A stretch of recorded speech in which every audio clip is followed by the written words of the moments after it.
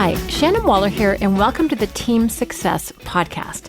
Today, what we're going to talk about is the courage that it takes to say no. And this has been coming up in a number of different conversations I'm having with our clients about how hard it is sometimes to say no and how much easier it is to say yes. So let's chat for a moment about what the difficulty of that is and why it's not a good idea to always be saying yes. And also just to appreciate that saying no takes courage. It's not always an easy thing to do. And I really have been appreciating that as I've been talking to clients where I'm like, well, can't you just not do that? Or can't you say no to this person? They're like, well, and you just realize that's actually kind of a scary thing to do. And these are very, very successful people. So I find that kind of interesting, but it does take courage to say no. And as I talked about last year on the September 21st podcast about how to say no gracefully, knowing what to say, having the strategies, having the language, being able to buy yourself some time can really, really be helpful. Before we talk more about how to say no or when to say no, let's talk about some of the dangers of saying yes too much. And one of the things that I'm really, really aware of is that we tend to get very overcommitted if our only go-to answer is yes. We overcommit in terms of our clients. We overcommit in terms of our families. We overcommit in terms of our social commitments sometimes and just never having any time for ourselves. We overcommit in terms of taking on new projects that might be profitable in the short term, but in the long term actually do not serve your greater purpose. Then we end up full. We end up with no free time. We end up with no time to think. We end up with no time for our pet projects that we're really passionate about. So there's a really, really big cost to always saying yes. And what I'm really suggesting or advocating here is that you pause before you say yes to anything and think through, okay, is this in fact in alignment with what my future goals are? Does it serve what we are already up to? In other words, if you've got 18 things on the plate, do you really want to add 6 more? Probably not, unless you have the capacity. Does it make sense in terms of how you want to be spending your time, your mental energy, and your team's time and their mental energy? Those are really important questions to ask. Being able to say, let me think about it, is a great strategy, is a great way to deal with that. One of the things we've been focusing on in Dan Sullivan's workshops at Strategic Coach lately has been about buying back your time. And I won't go into that whole exercise. It's pretty fabulous. However, why do we need to buy back our time? Because often we're overcommitted. And we're overcommitted because it's things we think we have to do, things we feel like we should do. We're just overcommitted. One of our other concepts in Strategic Coach really applies here, and we have a little saying that a mess is equal to an obligation without a commitment. So the formula is M equals O minus C. A mess is equal to an obligation without a commitment. And what I mean by an obligation, and you've probably had this, I know I certainly have, is that a client asks you to do something that's outside of what you really love to do, but you feel obligated, so you go, sure, I'll call your cousin, take care of them. Sure, I'll do this for you. Sure, I'll get this done, in a quarter of the time we normally do it. And as soon as they walk out of the door, you're like, oh, why did I do that? Because emotionally, you're not really committed to it. And that's really how we create messes. And one of our pieces of coaching at Strategic Coach is stop creating messes. So that's where this fits in. And again, it's where we think we should do something. So if you have that word should popping up into your consciousness, please pay attention to it and think to myself, maybe I should pause for a moment. Maybe I should just wait before I immediately jump in and say yes. One of the strategies that I strongly, strongly recommend for helping yourself get clear on what to say yes to and what to say no to is to really focus in on your unique ability. And if you've been listening to this podcast, you're probably familiar at least a little bit with the concept. And our definition of unique ability are those things that you love to do and are best at. If you love to do it and you're not really good at it, that's what we tend to call a hobby. That's not what we're referring to here. This is where you love to do it. You're great at it, as per what other people say, not just your own ego. It gives you energy. So at the end of the day, you're more energized and excited and enthusiastic than you were when you started. Physically, you might be tired. And you can also always see room for improvement. And that's because you care about it so much. If you don't care about something, you're going to get good enough and then just stop. But if you really care about something, you can always see the next nuance. You can always see a way to maximize it a little bit differently next time, or a new way to experiment.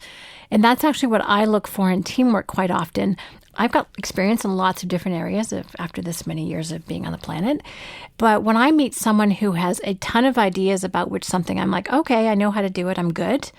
And they're like, oh, we could do this and this. I'm like, aha, you have the passion and the skill. Let's bring you on board for this project. You're going to bring a lot more creativity to it than I will. It takes that presence of mind and the mindset to really appreciate your own unique ability. What are those areas for you that you just have endless ideas for? And the areas where you're merely good enough. We call that excellent, or, if you're competent at something. And it also takes really appreciating where you should not be doing something. And we use the word incompetent, which makes some people a little bit squirrely. However, it's when that you have a unique ability, it's perfectly fine to admit when there's something that you should not be doing, because when you put in the time and effort, you do not get the results. Messes happen. We procrastinate so long we don't do it. That's another form of incompetence.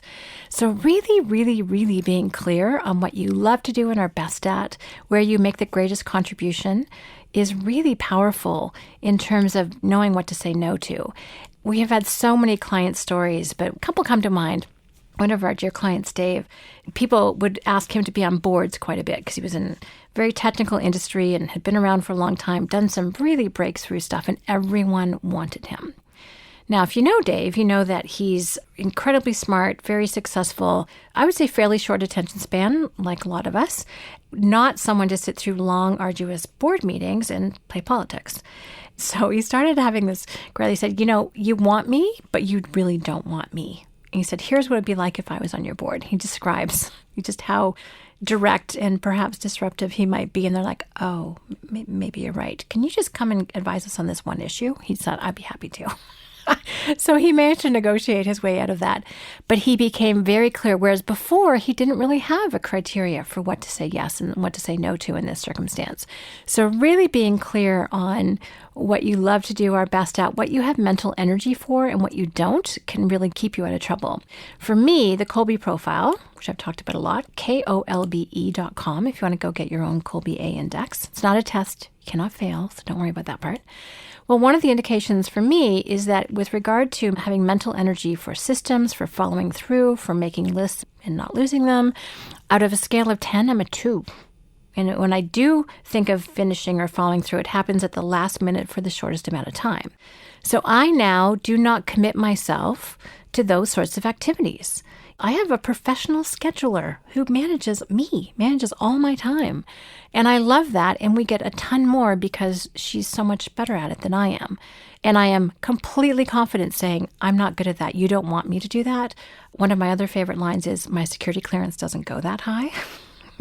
And it allows me to be very confident in the areas where I know I'm strong and can create value and will create value, but also very humble in all of the other areas where I know I might be making a mess.